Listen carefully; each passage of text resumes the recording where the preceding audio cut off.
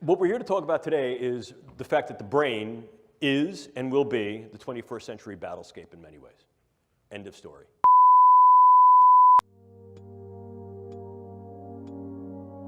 You will encounter some form of neurocognitive science that has been weaponized not only in your military career, but in your personal and professional lives.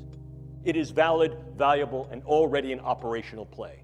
The brain is the current and future battle space.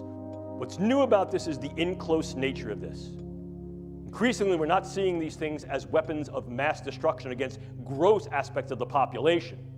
More specifically, perhaps, might be targeting individuals on a level that allows either direct attribution or covert engagement with non-attribution. If we talk about what brain science is, let me just give you a little bit of brief background on this field. It is now called neuroscience. As a titular field, as a named field, neuroscience has only been in existence for 40 years. I know that because I've been a neuroscientist for about 38 of those 40 years. Increasingly, it is becoming an international, multinational, global, and independently exercised event and endeavor, which increases the capability of the brain sciences to develop not only new theories, but ever more sophisticated tools. So, how then can we use these elements as weapons? Means of contending against others. Formal definition of a weapon, probably the one that you've heard about most recently, most contemporaneously in the literature, is the possibility to use some form of directed energy to affect physiology peripherally and also to affect the physiology and health of the brain. Case in point here, U.S. Embassy personnel in Havana and possibly in China. Clearly, one of the things we can also do is transcranial neuromodulation, the idea of going through the skull to modulate the node and network activity of the brain, to implant certain brain-machine interfaces. These are many of the DARPA programs that you may hear of now. Probably the one that is most notorious is something called the N3 program, which is the non-invasive neurosurgical neuromodulation program being run by their program manager, Dr. Al Mundi. The idea here is to put minimal-sized electrodes in a network within a brain through only minimal intervention to be able to read and write into the brain function in real time, remotely. And then, of course, you also have the things that are a little bit more traditional. If we talk about things that can be operable in the biochemical space, we ordinarily talk about drugs, bugs, toxins, and ever more, we're considering devices.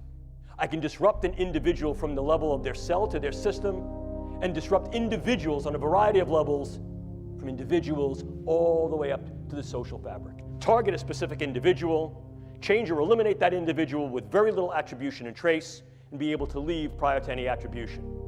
Drugs can be exceedingly specific, and as I'll show you in a moment, can be very, very much used to individualize weaponology in terms of what we call precision pathology or precision effect.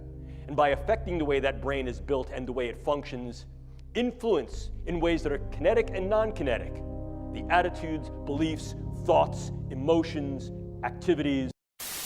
Look at the power that understanding tools and techniques of the brain sciences afford. We also see the use of biodata as a viable weapon, manipulating biodata so that I can then put into your particular medical records subtle information that may change the disposition of whether you're sick or not, change how you're treated, influence the postures that go to you in terms of insurance, care, viability for military service. By altering that information, by changing those data, by purloining those data, I essentially change the you of you. And I can do that in very subtle and insidious ways. Furthermore, I can do that on a variety of different levels that can affect key individuals so that in fact your medical record changes to thereby render you incapable or at least invalid to be able to serve in a way you're serving. Or I can do that on a much larger scale, groups, populations. One of the newest developments is that nanoparticulate matter can be stabilized for distribution.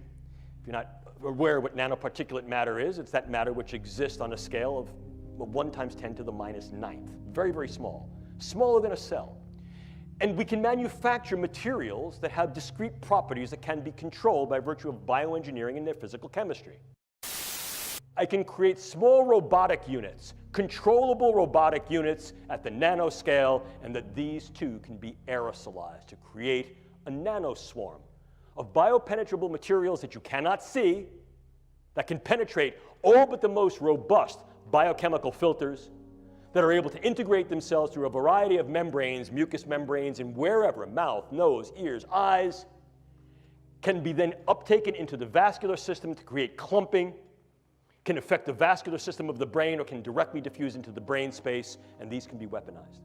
And they can be done in such a level that their presence is almost impossible to detect, and as such, the attribution becomes exceedingly difficult to demonstrate.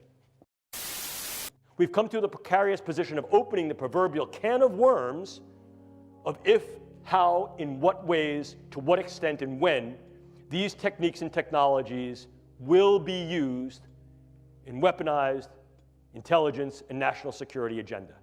Are civilian ethics even viable any longer? And if we engage military ethics, what military ethical principles will we engage? So the understanding that the psychedelics could in fact be used in a variety of different ways, inclusive of weaponization, is not new. We look back to the older projects such as MK Ultra, Mind Control Ultra, which utilized lysergic acid diethylamide and psilocybin to be able to alter the cognitions, emotions, and behaviors of individuals to see if that could be leveraged not only against our own people, but against others, sort of the whole brainwashing, mind-changing effect.